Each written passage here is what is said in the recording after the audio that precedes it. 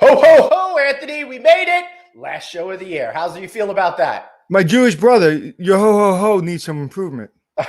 Well, hey, made my ho, ho, ho was a whole lot of no, no, no. Let's get this show started. I'm Anthony. Welcome to No Vacancy Live.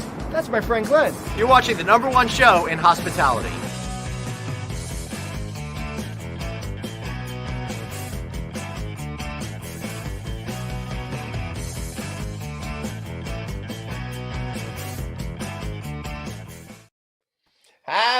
Happy holidays, Anthony Bilcuri. How are you, my friend? Sing the Hanukkah song, will you? Dreidel, dreidel, dreidel. No, the Adam Sandler song, no? Oh, I haven't heard it this year. Isn't that? I haven't either. That's so sad. I really feel sad about that. I finally I started getting into the Christmas music spirit, Anthony. I love the holiday music. I got on Sirius XM radio, so I'm always going along to all the tunes out there. But no, they haven't played the Adam Sandler Hanukkah song. You know what? I'm gonna tee you up here, buddy. Watch this. Watch what I do here. All right, okay, I'm ready. I was buying my wife a computer the other day in our favorite store, Best Buy.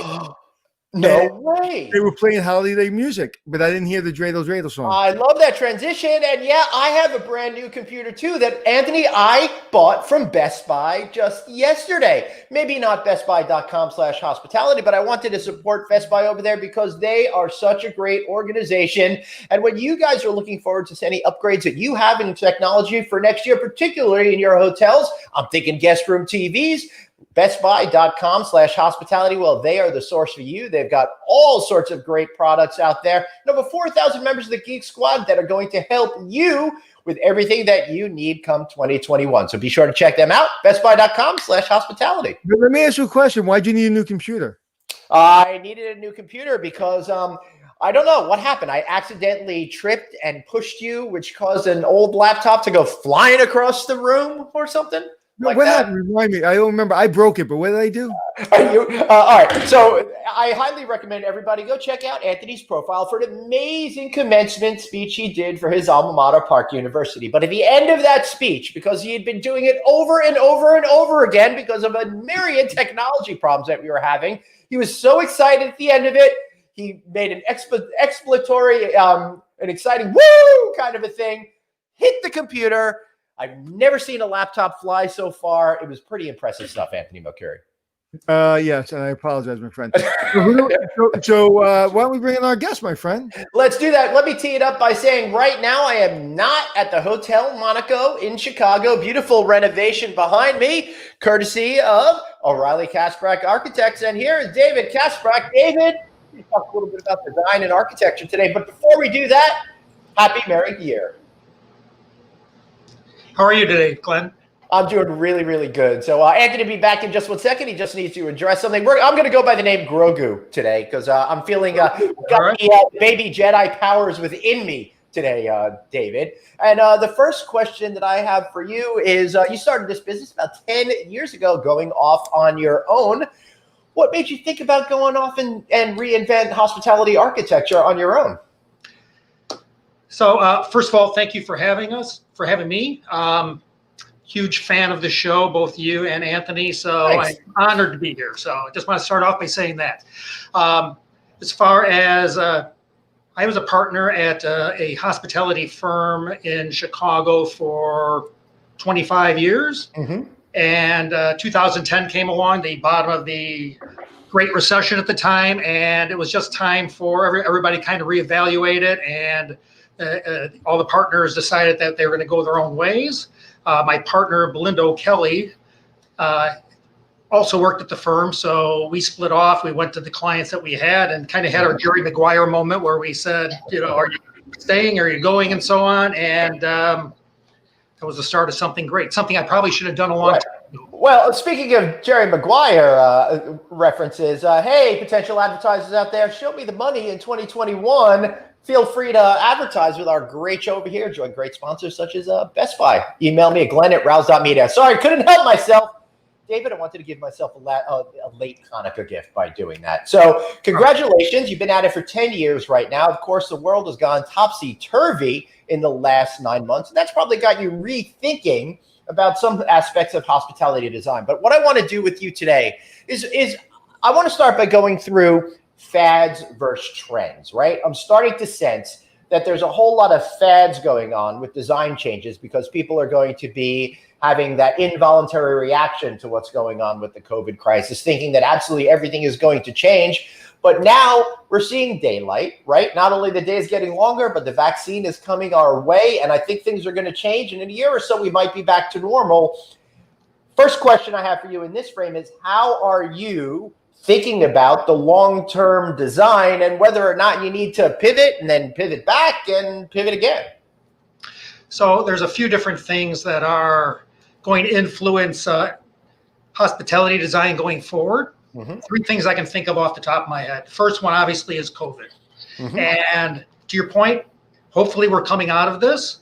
We're not sure quite yet what the long-term psychological impact's going to be to all of us. And for that matter, what happens if it turns out that people are still contagious? They may be protected, but they are still contagious and so on, where we still have to maintain our social distancing and so on. So that's one factor that we are looking at. As of right now, everybody that we're working with, nobody wants to spend a lot of money on this because, once again, it's something that is hopefully short term, and nobody has a lot of money right now. So, David, I feel like it's a transitional period of time right now. We've gone to this COVID thing, but we're going to head back to where we were. And I feel if we're looking at all of the things that have happened during this COVID crisis, it hasn't fundamentally changed everything. But what we've talked a lot about on this show since we started it earlier this year is how it's accelerating trends that were already in the marketplace. And I'm a fundamental believer that people are confusing things which were already there, rooted in reality, and we're just starting to emerge with things that were coming on specifically because of the COVID crisis. I can see in your eyes that you feel kind of the same way. That is a really enlightened point of view. There are, I think for instance, technology it's here, it's been coming. I don't know where we are in the spectrum, but it's going to continue to go. It is fundamentally changing how hotels are designed and managed. Mm-hmm. And COVID has just kind of driven that more quickly. Touchless technology, the big thing right now. Well, that was coming anyway. The question is, how much sooner did we usher that in? Mm-hmm.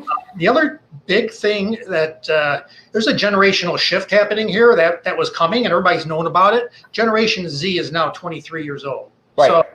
So, previous for the last 30 years of my career, we've been talking about baby boomers, Gen X, and millennials. Well, now baby boomers are kind of shifting, and here comes Gen Z. So, well, there's a reason why adult communities, and I mean over 55 communities, are changing so much. It seems like baby boomers in our society have driven trends all along, and now that they're a little bit older, they're driving trends in that market. But David, you're right. Generation Z is here. They're happening. And one of the misconceptions that I've been seeing out there on the road, back when I was on the road and through the show, is people are confusing millennials with Generation Z. We're still caught up in this millennial fascination, although a lot of millennials out there are now hitting 40-ish, right? So we have to really start thinking about that Generation Z customers. I've got 16-year-old twins. They're Generation Z. College students are Generation Z. And like you said, 23-year-olds are Generation Z. How are they perceiving the universe differently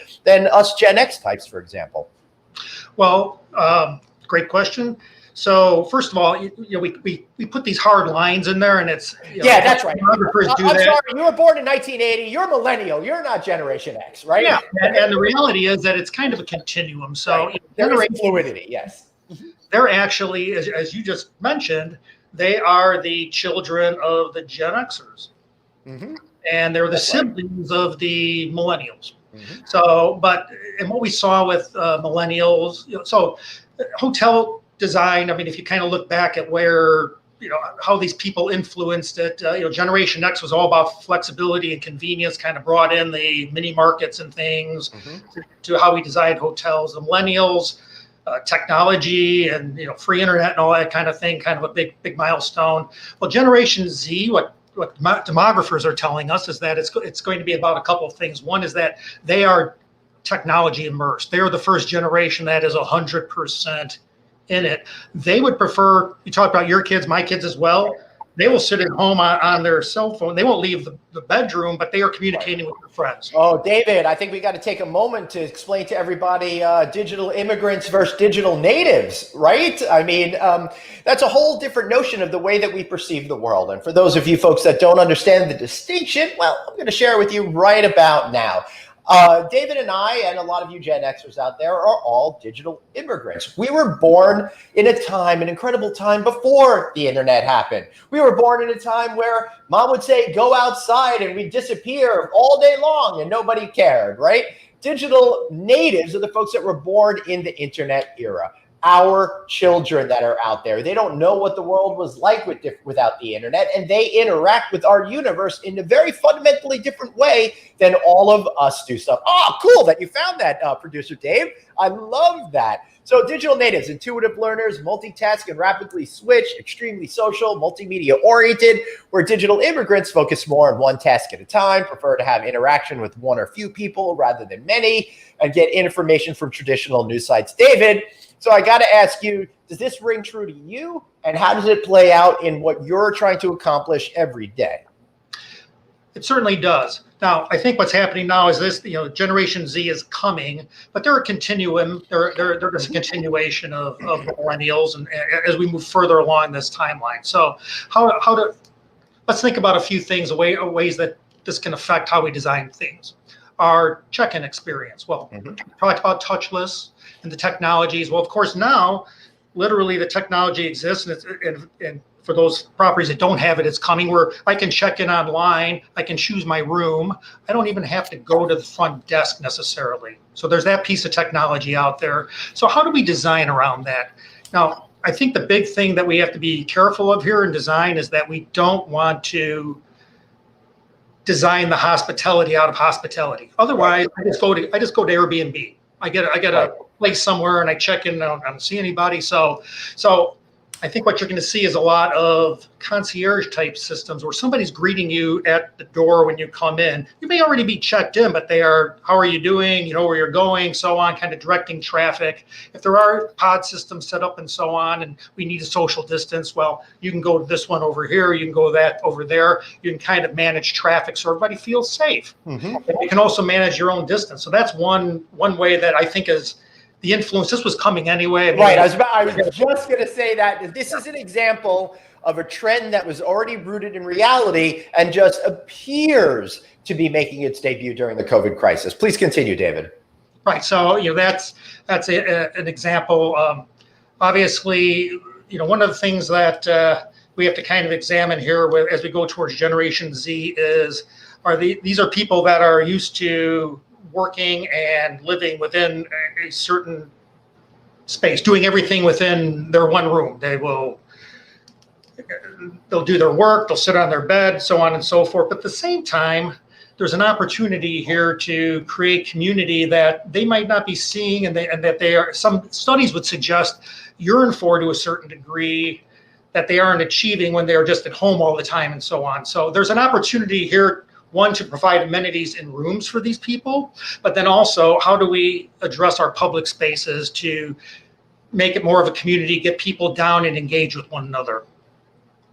Right. That makes a lot of sense to me. So what we're really talking about here, and this is the thing that's bothered me about the overall hospitality industry, and we know that before the COVID crisis, brands were releasing a new hotel concept, a new brand concept, on the average of one per month. There was over 100 new brands launched over the last 10 years, for example, up until very recently, even though there's still some more brands that are coming. But a lot of those brands tried to find a very specific set of the audience, such as they would home in on just the millennial type of an audience, instead of focusing on that fluidity of all of these multi-generational things. So David, the next question I have for you then is, you really have to start thinking about creating a property, in my opinion, if you want to be most successful going forward, that appeals to multiple generations at once and gets you out of the habit of thinking about that millennials are going to be the be all end all and the only business we need to worry about.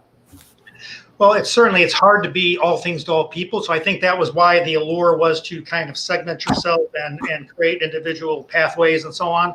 And that works for some properties really well. Right.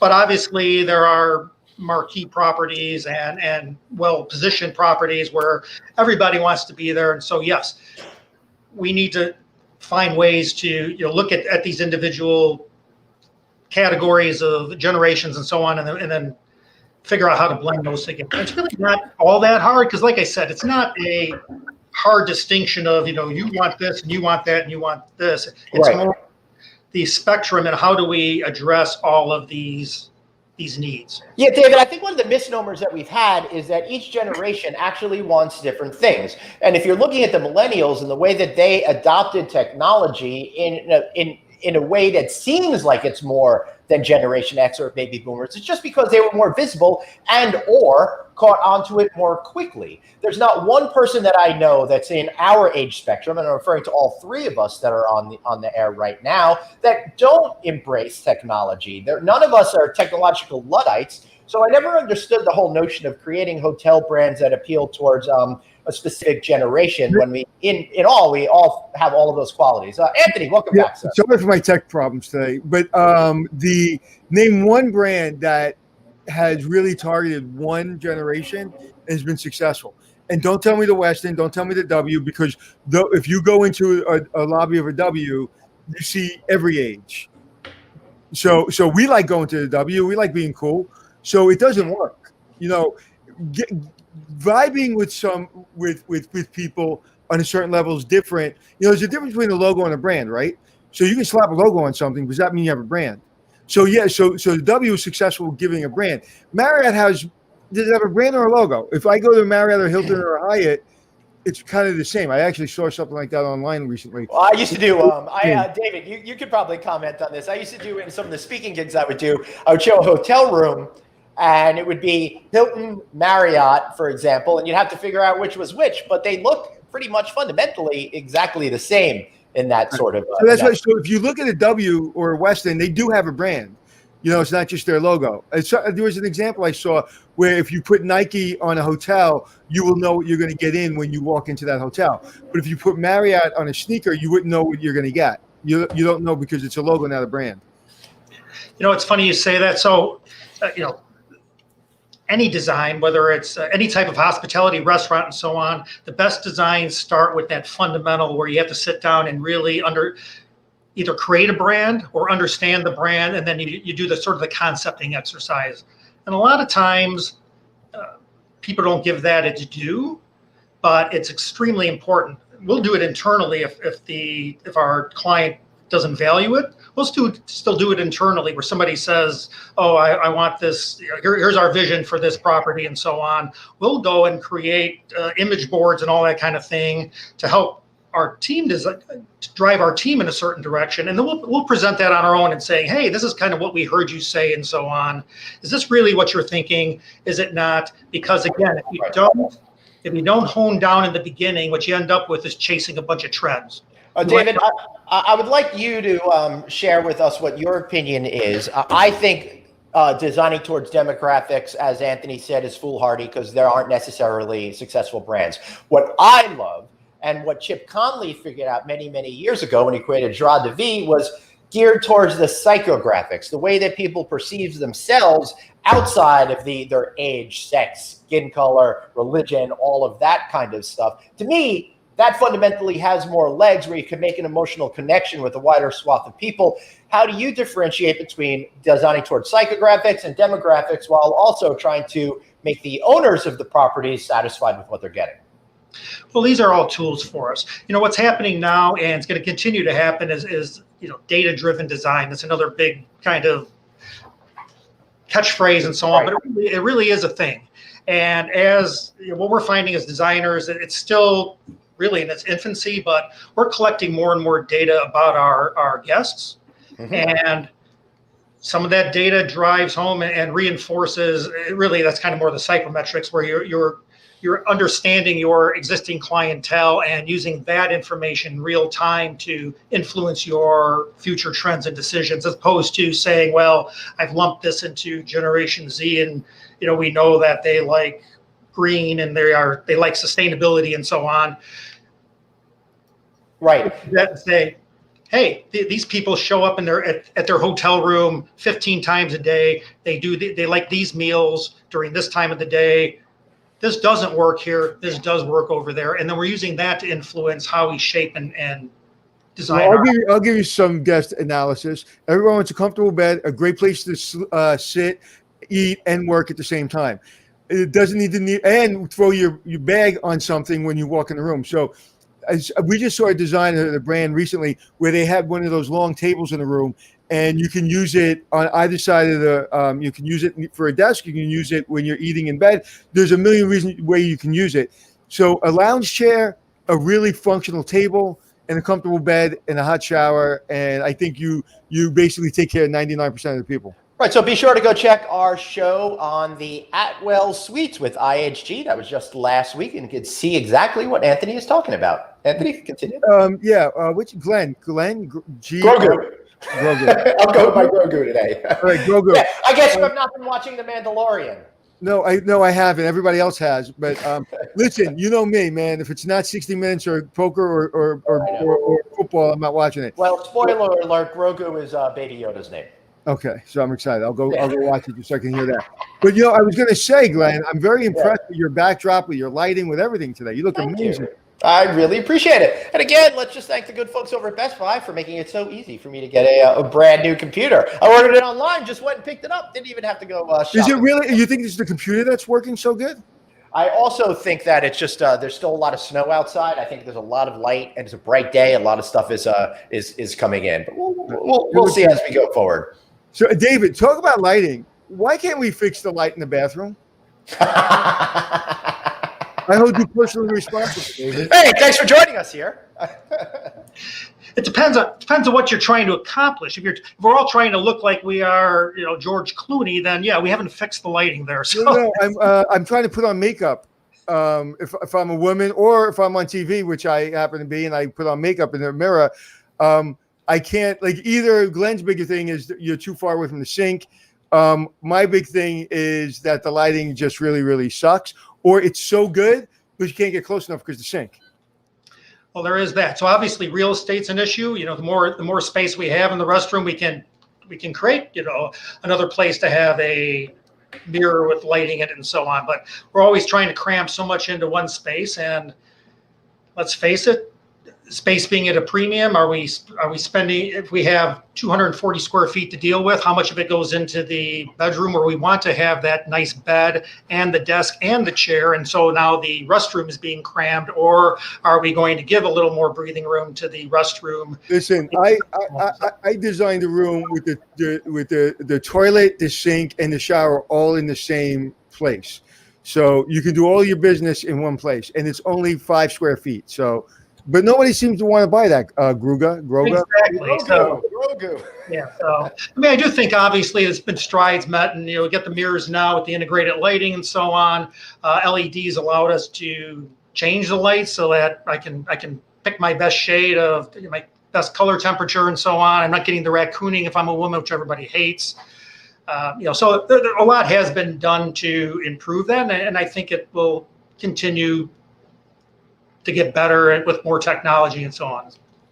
Well, I sure hope so, because there are certain things that have been bugging Anthony and me basically for our entire careers. Like why in 2020 are we still talking about not enough outlets to plug in the room, for example. So there's a lot of stuff that really aggravates me. That is for sure. I'll start with, why is there PMS systems at these small hotels? Why are they still using paper? That's too funny. So, David, when it comes to design, we seem to have gotten a little off track. You were talking about trying to satisfy the clients. How do you mesh what you think is right for a property if they're bringing a vision that might be a little bit different than something that you fundamentally understand is going to be of benefit to them? That's a great question. So, first of all, we start by listening to our client and so on.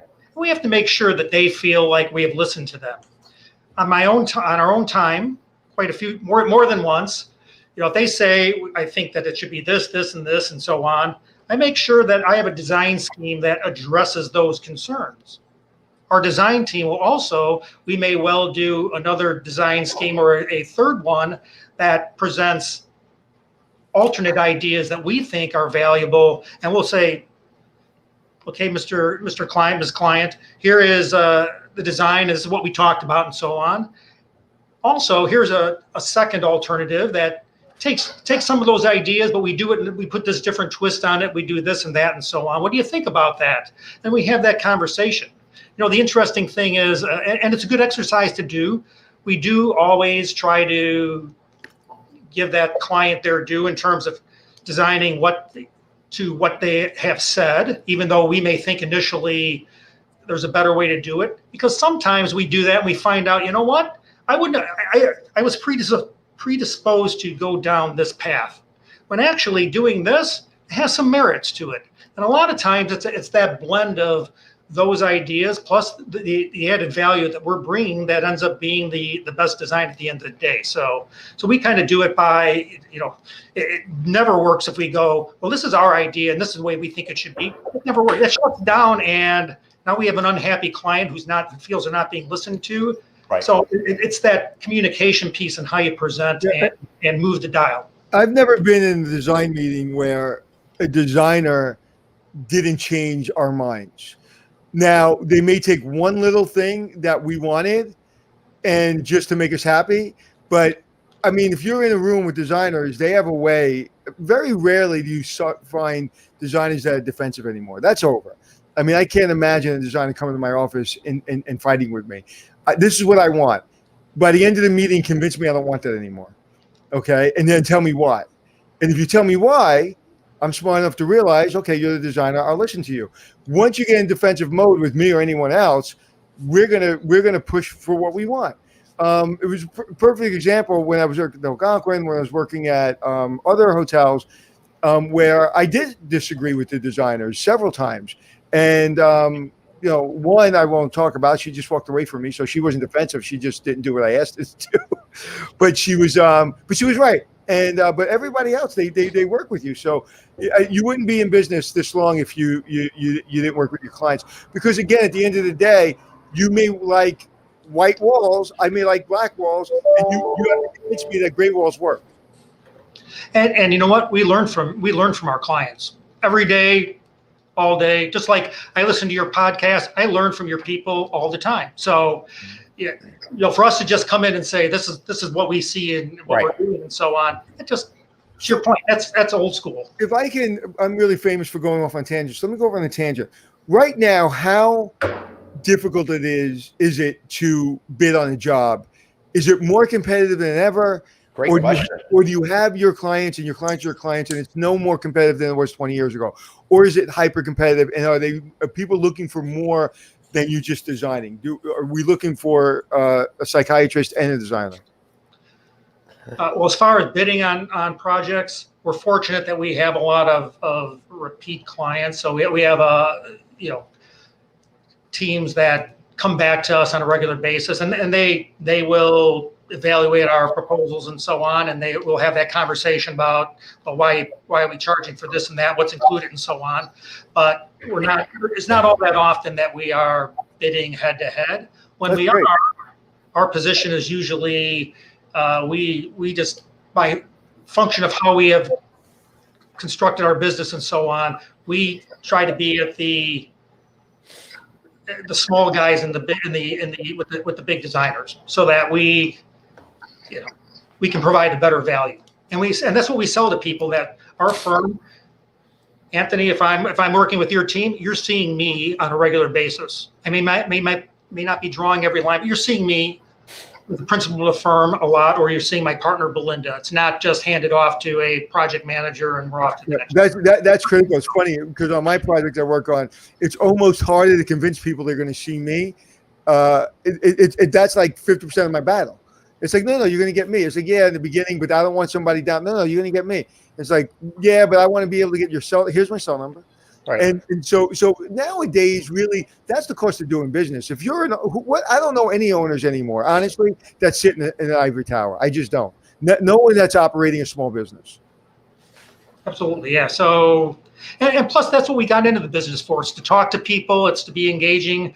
And of course, nowadays, when we're all working out of our bedrooms and so on and so forth, anytime we can have any sort of interaction, we're jumping on it. So, Well, I only got into business because I saw this guy named Glenn in the business, and I was like, if I get into business, maybe I'll get to know him. And here I am.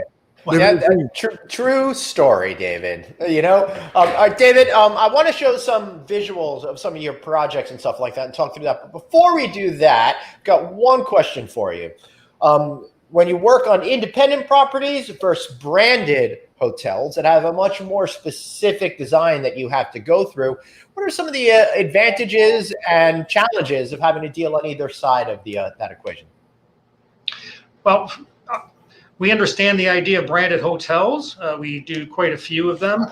Certainly owners choose them because they get that booking piece along with it and so on. And they have a package that it's easier to understand what the costs are going to be going down the road, because you can look at 25 of these things that have been built and say, well, they average this amount of price and so on.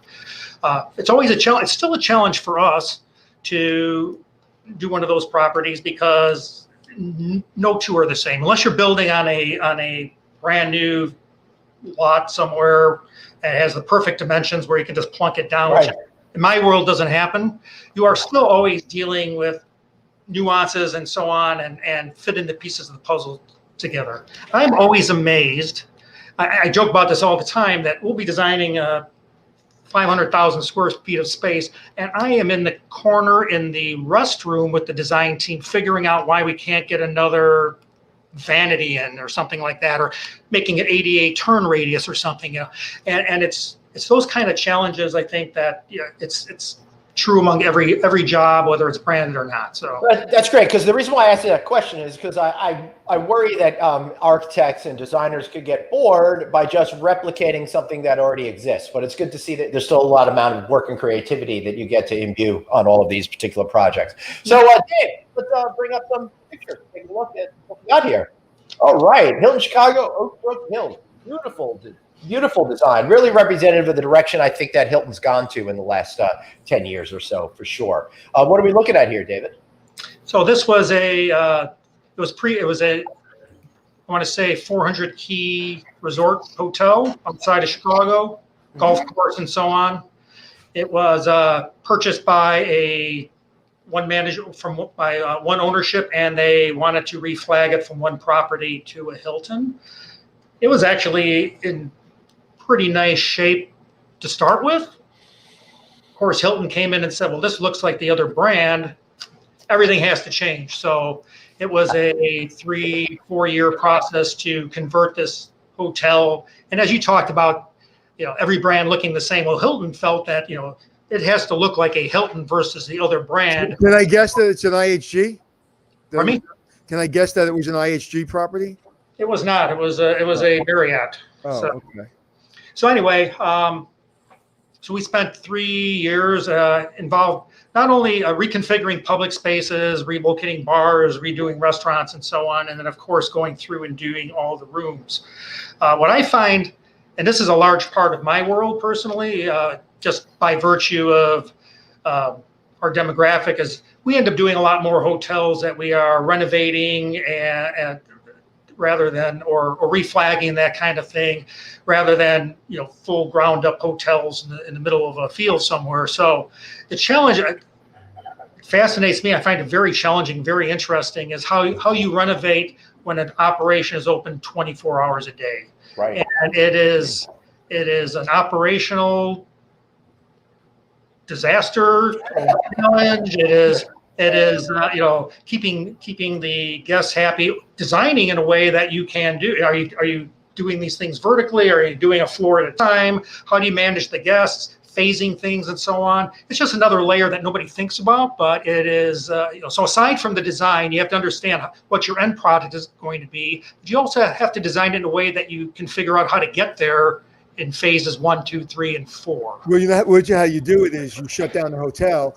And I've never done a cash flow analysis for an owner that it wasn't more profitable to keep it shut down for a short period of time than it is to keep it open, because one of the things I do in my analysis is I give them three choices, right?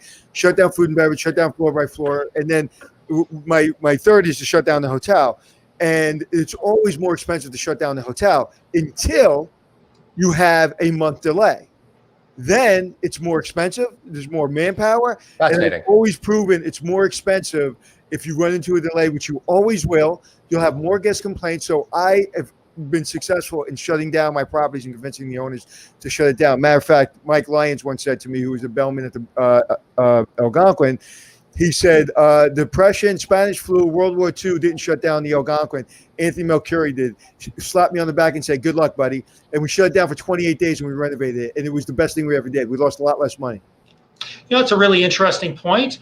I wonder if part of that is, in some of these properties where it's been purchased by a new company, there's debt there, and they need that cash flow coming in all the time. So they, and again, I'm not privy to that piece of it. So yeah, but that can always be worked into the debt structure. That can always be, and it's maybe a little bit more expensive up front on points to get through that period.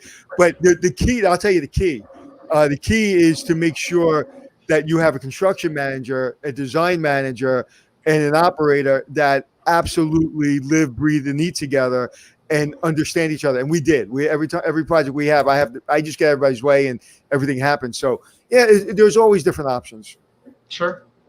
So we got a couple of questions. Gene Dexter says, hey, he might be late to the conversation, but how small a project will David consider? David, you might be able to get yourself some new business out of I got a 1-bedroom Airbnb. Would you consider that one? We are geared in a way that we can do projects from the smallest piece of a project being a restaurant, renovations of certain areas, up through entire hotels. So what's your favorite part? We're happy to do everything. You have to answer this question, and don't give me a political answer. What is your favorite thing to design? I love to design the lobby and the restaurant spaces. That actually was how I got into the hotel business. Was the firm I worked for was a restaurant design firm that started doing restaurants and hotels, and did lobbies and so on. But those people spaces, to me are just fascinating, and the changes over the course of my career have been just astounding when I look back at it. What's the most notable changes that you've seen in terms of restaurant design over the last 10, 15 years? Well, one is that we used to think that we knew everything, and I don't mean that. What I mean by that is we would design things as architects and designers that were hard designed.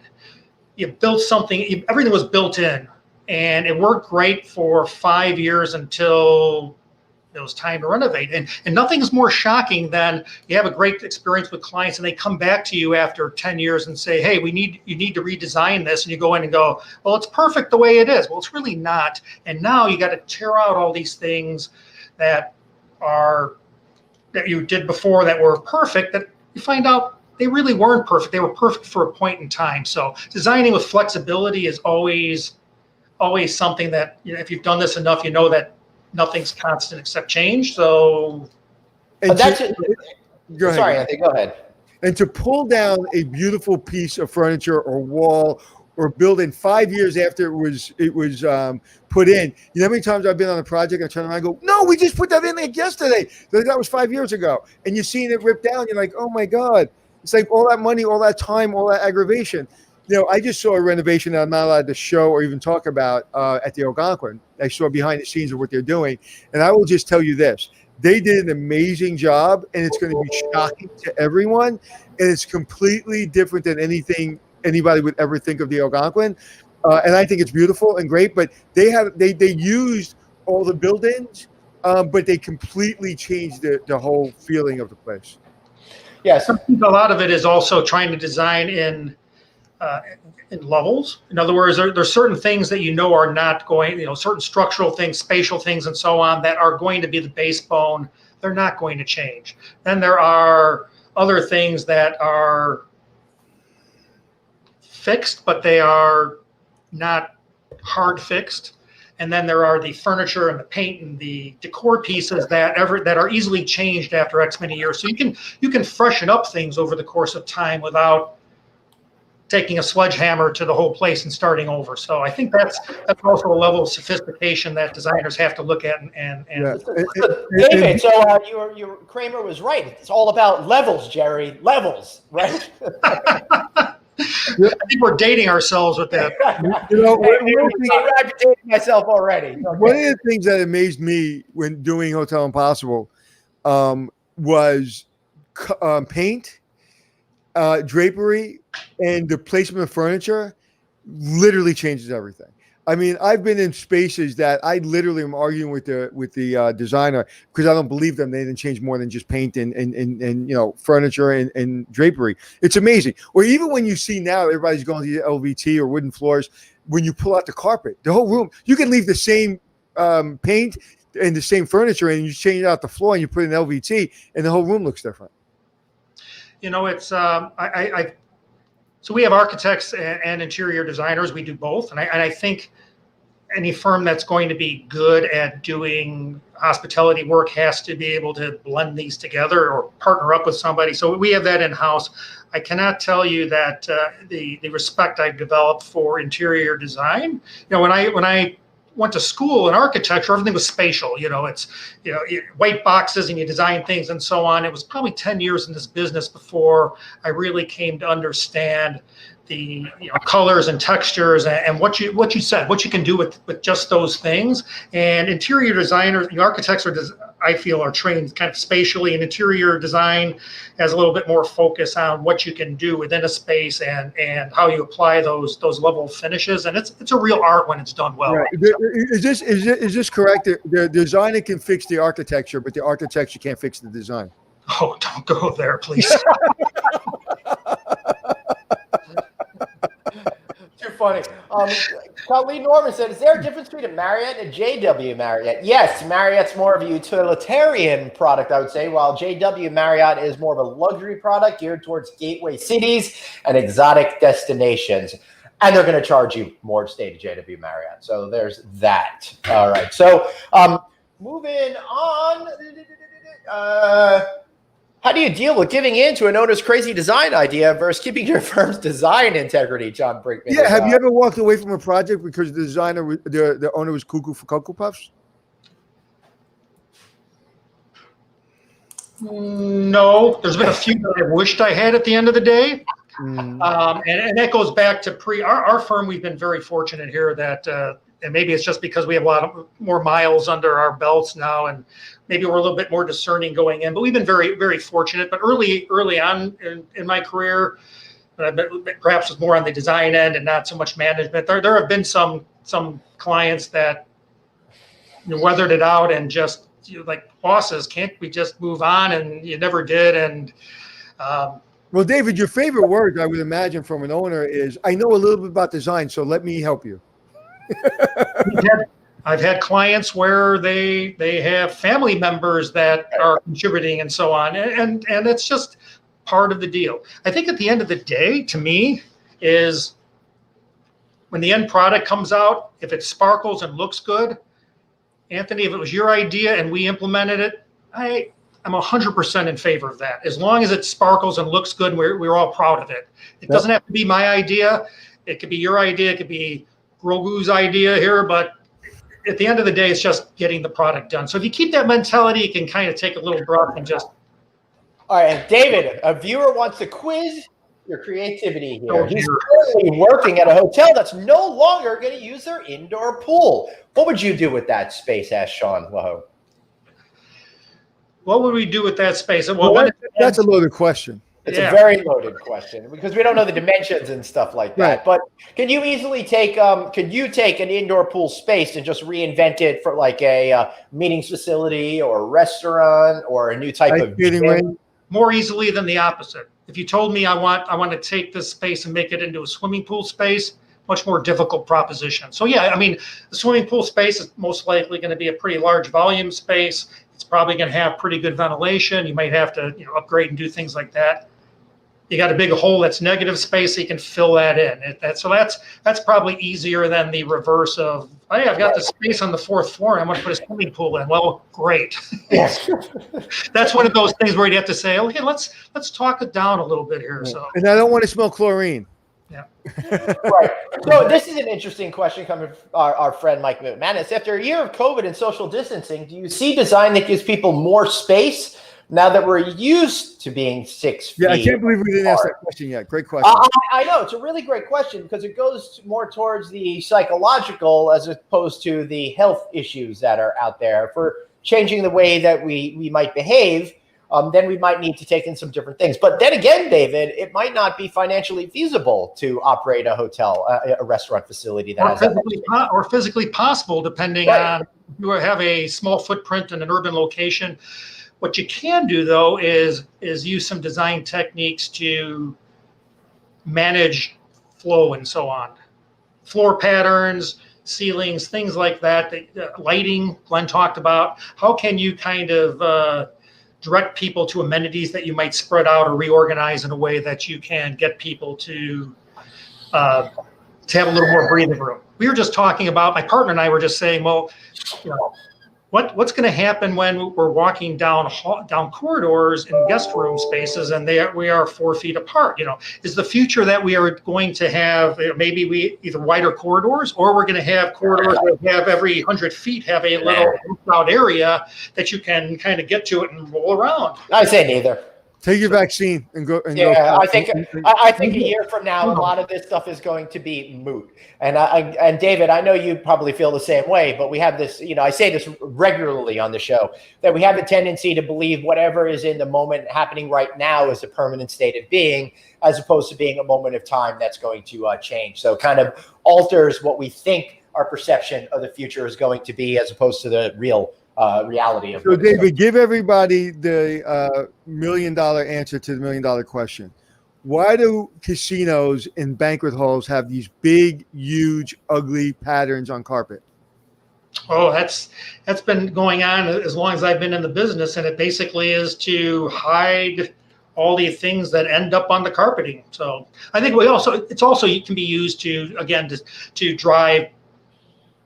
drive traffic in certain directions depending on patterns and so on. But that goes back in the day to just, again, when I spill my chocolate shake on the carpeting and so on, and it kind of gets 3/4 of the way cleaned up it kind of just blends in with everything. That's my understanding where that always came from. Right. That's my understanding too. All right, another cool question from Rolando Sangle. Are the time of theme hotels over? FYI, Las Vegas is building an Atari hotel, and supposedly in Phoenix, and I think also Houston. An Atari hotel? Yeah, based on the video games. It's also going to have esports and stuff like that as part of it. It's a great looking design. The shape of the building almost looks like the Atari A logo with the curved sides to it. It looks pretty cool. Yeah, I heard a little bit about that particular hotel. Theme hotels, I mean, Las Vegas obviously is the showcase of that. I don't think as much about designing as that, again, we go back to that conceptual design piece, and probably the strongest, pick a hotel that has a super strong, very obvious design theme to it. The Venetian doesn't take everybody that goes there understands what the gist of that is. Mm-hmm. It's much harder to me to design a hotel like the Wynn or Mirage, or a hotel that has a sophistication level to it, has a lot of undertones of design themes to it, but where you're trying to create its own personality. Because that really, there's also that whole level of design thought put behind it and structure and so on, but it's not so obvious to people. So you're trying to get them to subconsciously buy into what you're doing. So to me, that's much more of a challenge than New York.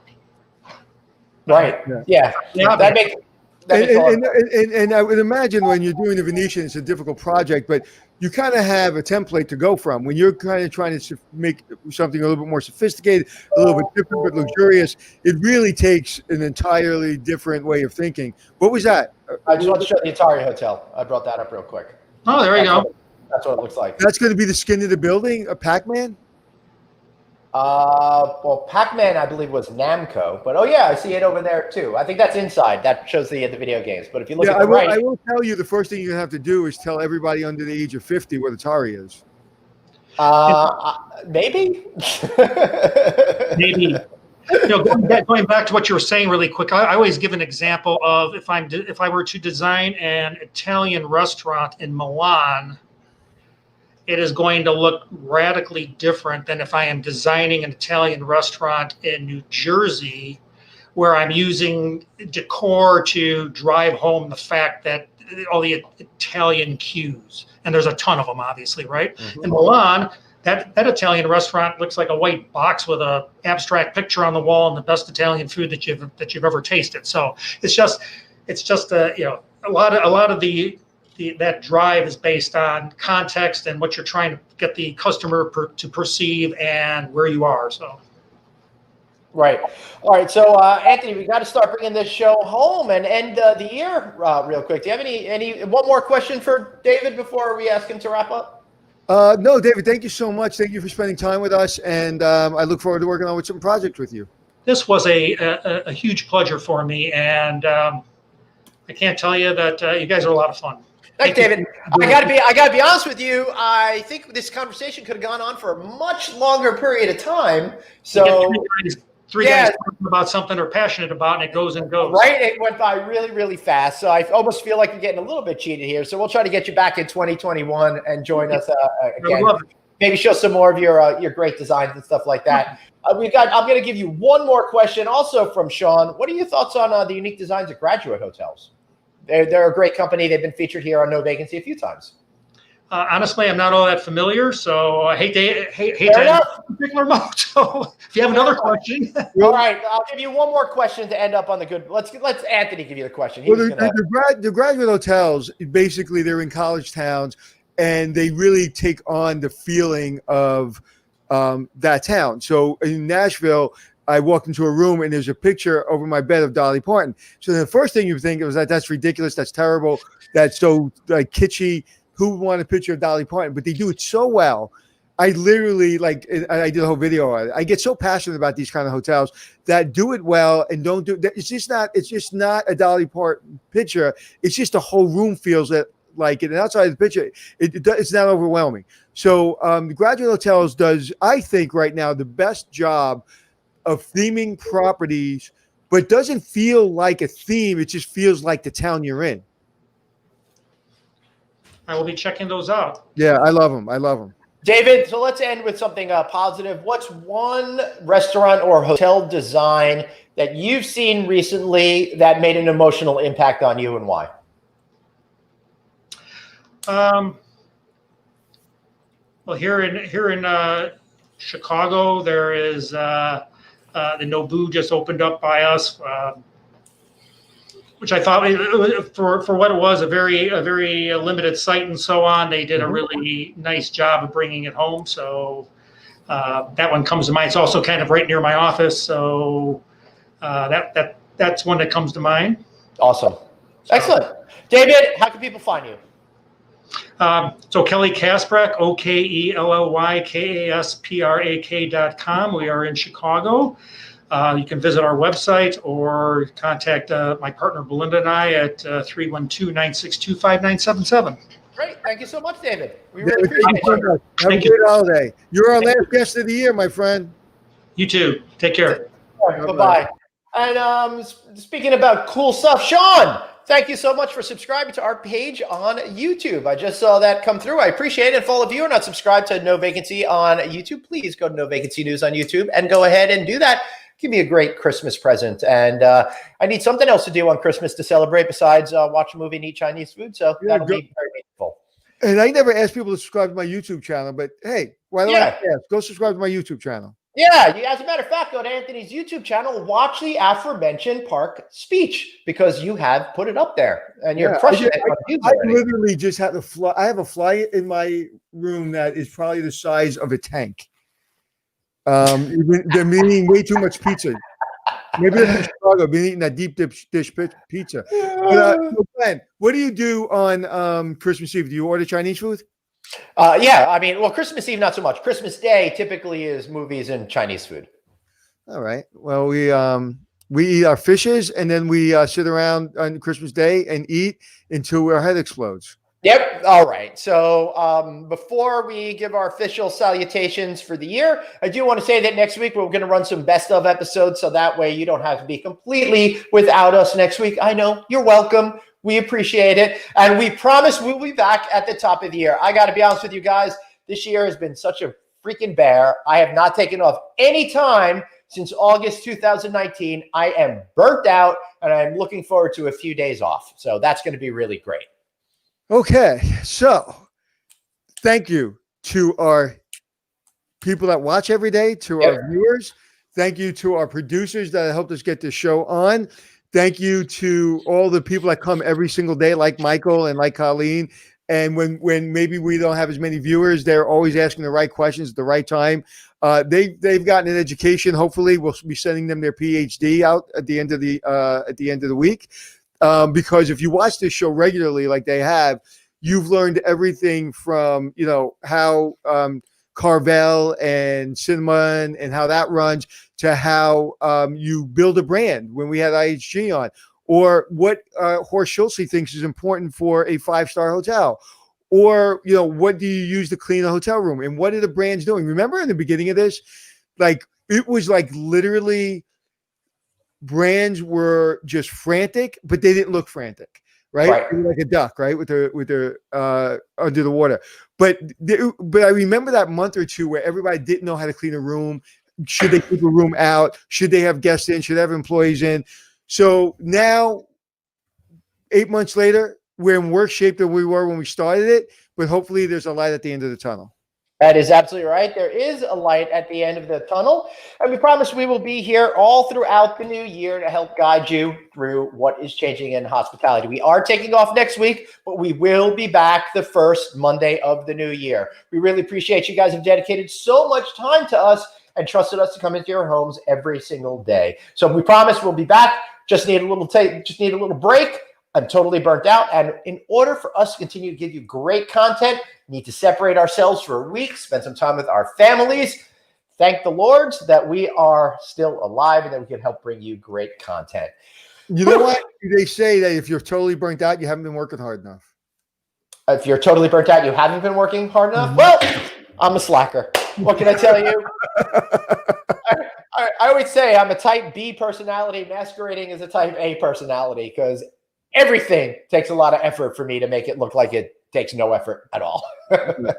well, hey, again, David, thank you. Scott, our producer originally, thank you. Glenn, thank you. And thank you to our audience and our sponsors, of course, Best Buy and all our other sponsors. All right, so one important question just came through. What do I think of you knew who's showing up on Mandalorian? Thank goodness. Hopefully it will make up for the abomination called The Last Jedi and the try to make up for things with The Rise of Skywalker. Not happening. I'm loving what's going on with the Star Wars TV series. It's the right tone of stuff. I like it. So that's my final thoughts. Hey, Glenn, I may need that painter that painted your house because after I kill this big fly, there may be so much blood on the wall. I'm going to need a new painter. All right. Well, I'll reach out to JC. Yeah, Mark, say hello to the favorite son, Scott, and thank you for all your efforts in helping our industry. And look forward to see what you're working on. And thank you for your friendship, my friend, and especially you, Glenn. Thank you for your friendship. Thank you, buddy. I love you, and it's been a pleasure to work with you all year long. Who would have thought that we would have had a year like this, but I couldn't have asked to go through it with anyone other than you. You've been a tremendous friend and partner. And I do want to say the light is growing brighter now, right? Things are going to get better, not just physically as the days start to get longer, but the brightness in all of our hearts will continue to glow in 2021 as we get back to business and try to make our lives even more successful. Thank you all so much for watching. You've been a blessing to both of us and allowing us to come into your homes every day. Thank you so much. And I want to say one other thing. Yeah. I would have said be kind to yourself, but I want it to mean something. Mm-hmm. This has been a hard year, right? And give yourself a pat on the back. You're still kicking, you're still moving, you're still doing all the things that are not normal to do. And, we have to mourn what happened, but also everyone's got to give themselves a pat on the back. And also one other thing I think is really important is get off social media when you're in a bad mood or you're arguing. think about the last time you felt something that you politically were on a different side, or you felt that that person said something stupid on social media. And then when you had a cup of coffee with that person, when this is all said and done, you were having a cup of coffee, that conversation is a lot different. It is a lot different. And that's one of the reasons I love doing this show live, even though most of our people listen to it on podcasts, is because it's different. Even if I get annoyed about something with a tech glitch, or Glenn gets annoyed or whatever, it's so much better when you're looking at each other in the eye and you've got to hold each other accountable. So if there's one thing I ask for next year is, don't be a telephone tough guy. Don't be a text tough guy. Don't be a social media tough guy. Call the person, show up, have a cup of coffee, because this crap just got way out of hand with everybody just yelling at each other. And we're all people, whether you live in this country or a different country, and we all have different viewpoints, and we've got to exist together, because if we don't, there's only one other option. That's right. All right, everybody. Thank you so much. We really, really appreciate you. We'll see you in 2021. And until then, remember, you've got one life, so blaze on and be kind to yourself. Happy New Year, everybody.